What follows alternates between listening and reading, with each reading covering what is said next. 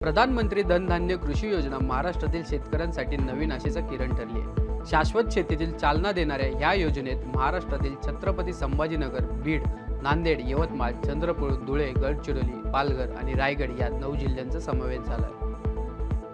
राज्यातील प्रत्येक शहरी तसेच ग्रामीण भागातील रुग्णाला विनामूल्य सेवा मिळावी यासाठी सुमित एसएचजी अपोलो हॉस्पिटल आणि बीव्हीजी या संस्थेनं शासनासोबत भागीदारी केली आहे। या योजनेअंतर्गत युरोपच्या धर्तीवरती महाराष्ट्रात मोफत अत्याधुनिक रुग्णवाहिका सेवा पुढील आठवड्यापासून सुरू होणार आहे। अमरावतीमध्ये होणाऱ्या 38व्या पक्षीमित्र संमेलनाच्या अध्यक्षपदी राज्य नियोजन संस्थेचे अध्यक्ष प्रवीणसिंह परदेशी यांची निवड करण्यात आली आहे।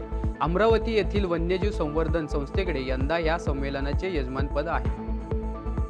राज्यातील कृषी विद्यापीठात 12 स्मार्ट कृषी इनोव्हेशन सेंटर स्थापन केले जाणार आहेत। या इनोव्हेशन सेंटरमुळे विद्यापीठांच्या माध्यमातून तयार होणारे नवे प्रयोग थेट शेतकऱ्यांपर्यंत पोहोचतील आणि त्यामुळे कृषी क्षेत्राची उत्पादकता, कार्यक्षमता आणि नफा वाढवण्यास मदत मिळेल, अशी माहिती कृषी मंत्री दत्तात्रय भरणे यांनी दिली आहे। महाराष्ट्र सरकारने गरिबांच्या घरकुल स्वप्नाला बळ देणारे मोठे निर्णय घेतले असून आता घरकुल योजनेतील लाभार्थ्यांना 10% वाळू मोफत मिळणार आहे। या निर्णयामुळे गरीब कुटुंबांना घर बांधताना आर्थिक दिलासा मिळाला आहे। शेततळ्यांची गुणवत्तापूर्ण जोडणी करून त्यांचे टिकाऊपणा वाढवण्याच्या उद्देशाने पुण्यात जिओ वेल्थ कनेक्ट या 1 दिवसीय कार्यशाळेचे आयोजन करण्यात आले होते। प्लास्टिक अच्छेदनातील शेततळ्यांद्वारे शेतकऱ्यांना संरक्षित संचलनाचे सुविधा देण्यावर या कार्यशाळेत भर देण्यात आला आहे।